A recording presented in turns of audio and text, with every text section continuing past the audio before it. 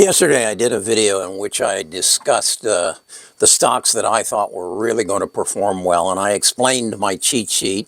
This video here you see is going to change. I've asked Trent to change it to give a more detailed understanding of how I use, particularly my tell sheet. And in the video, I focused on a number of stocks that I thought were going to do quite well. And one of them that I pointed out was IREN. And I got a comment from, let's see, what was his name? Terry K. And Terry asked me, was I familiar with HUT 8? And I wasn't, HUT 8. And so I went to Samantha and I asked Samantha to do me a deep dive on HUT 8. And you can see it right there.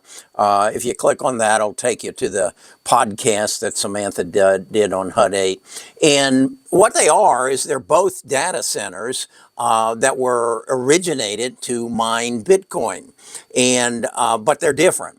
And but I checked on their financials, and HubSpot was showing some tremendous growth in the future in revenues and in earnings, but their earnings were going to go down substantially in 2005 and then jump in 2006. So I went to Samantha and I said, Samantha, dig into these two stocks and give me a comparison and tell me, why is HubSpot's earnings going down so much in 25 and then coming back in 26? And what she told me was they're doing some major investment. They're borrowing some money. They're building out their data centers. And so their expenditures, their investments in 2025 were going to offset the profits and the earnings that they were going to generate. And so then I asked her, go in deeper and explain to me the difference between these two. And what she basically told me was that IREN is a energy efficient, meaning that they use renewable energy, whereas HUT 8 does not. They use conventional energy. They are more committed to the Bitcoin than they are to AI, but they both see themselves transitioning from Bitcoin to offering the AI or the compute power that they're generating to the AI world.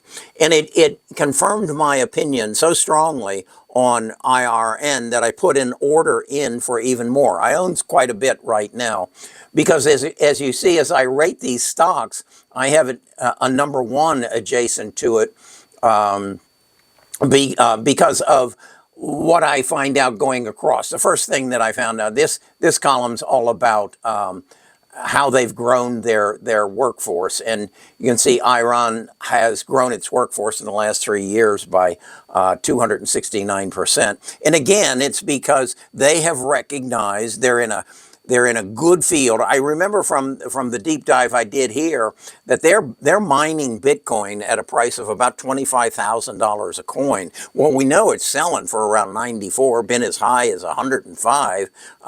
So they're making money there.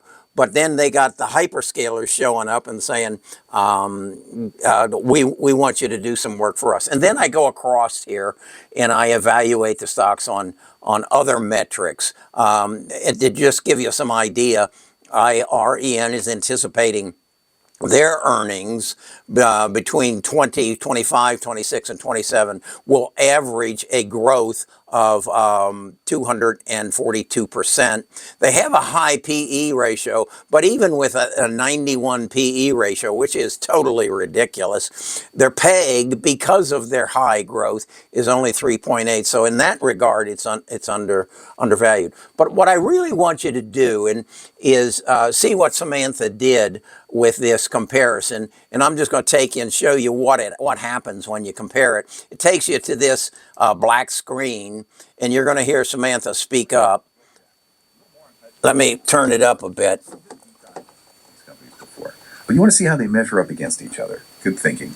They're both in the Bitcoin mining game, but they're playing it a little differently. HUT 8 is really leaning into AI now, and IREN is all about that renewable energy.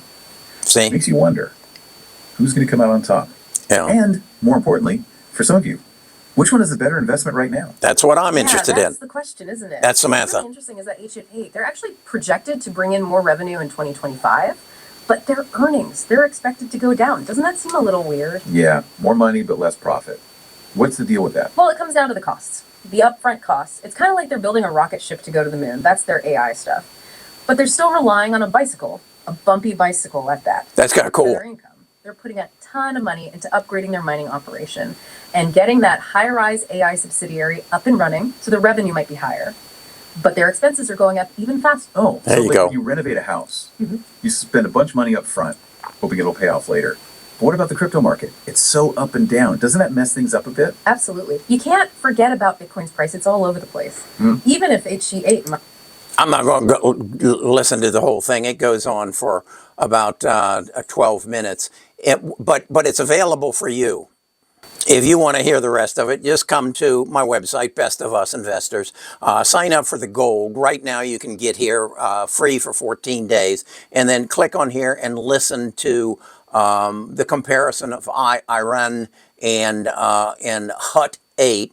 And thank you, Terry, for bringing this to my attention. This is that's a lot what happens. This is one that Brian brought to my attention. It's a pre-IPO on a company by the name of Sandbox. And this is how I find, in many cases, the stocks that I analyze. And I analyze them on a number of metrics.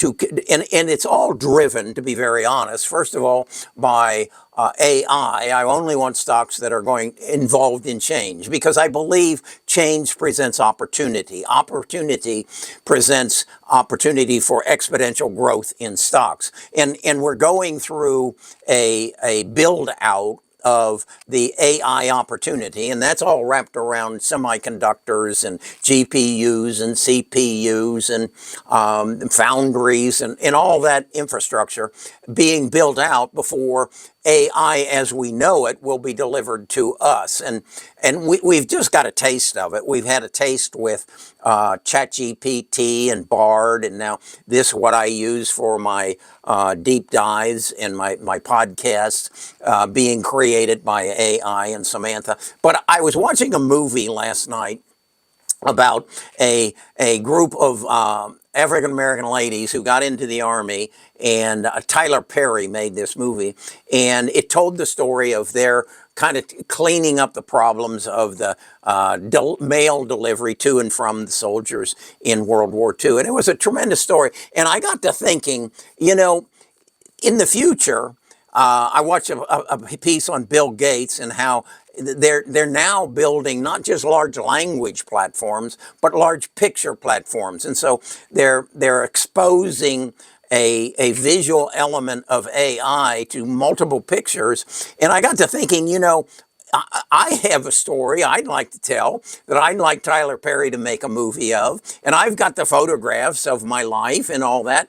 AI will someday put me in a position where if I want to make a feature film, I'll be able to do it.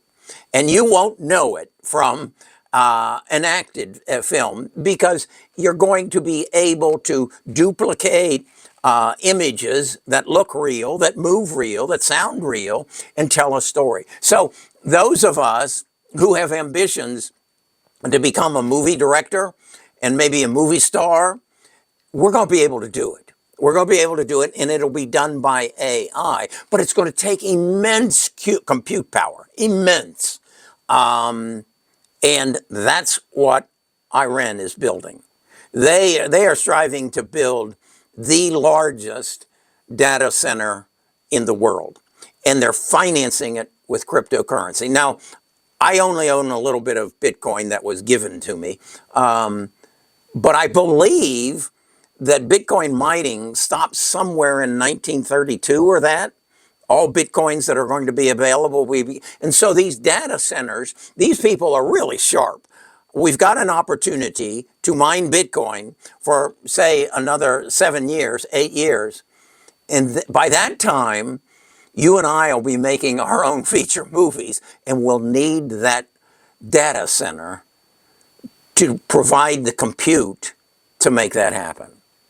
I'm I just hope I live long enough to see all this. Okay, it's Friday, and we're working towards New Year's and football games and a lot of fun.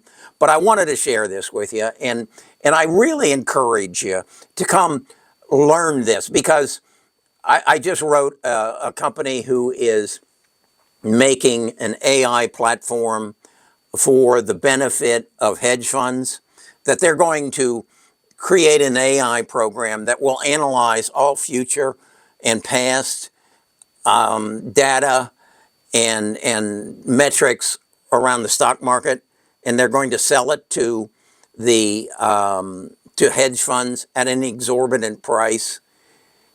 And I wrote them and I said, that's just not right. You need to share that with me so I can share it with my people, because there's 66 million of us individuals who are trading our own stock portfolios. And to just give this or sell it to the hedge funds and Wall Street is wrong. They need to make it available to us so that we can make better investment decisions. I told them, I said, look, you're just going to widen the wealth gap, and the wealth gap is the cause of everything bad. That's why we have wars. That's why we have crime. That's why we have people who can't afford to buy food, because the wealth gap is just getting broader. And if you don't use artificial intelligence to shrink that wealth gap, well, shame on you. And I need to talk to you. Shame on you. You're going to make the world worse rather than better. So use this access to data, as I'm working with it on my tell sheet, to help those 66 million of us who manage our own portfolios, to try to level the playing field. If you'll do that, and if you'll allow me and my tribe to create family wealth, we'll have a much better world. Have a happy holiday. Spread the word. If I can ask you to do anything for me in 2025, tell the world about this, that there is an opportunity to level this playing field, and change the dynamic that the wealthy aren't getting wealthy, but we have the ability to create wealth on our own. Happy New Year.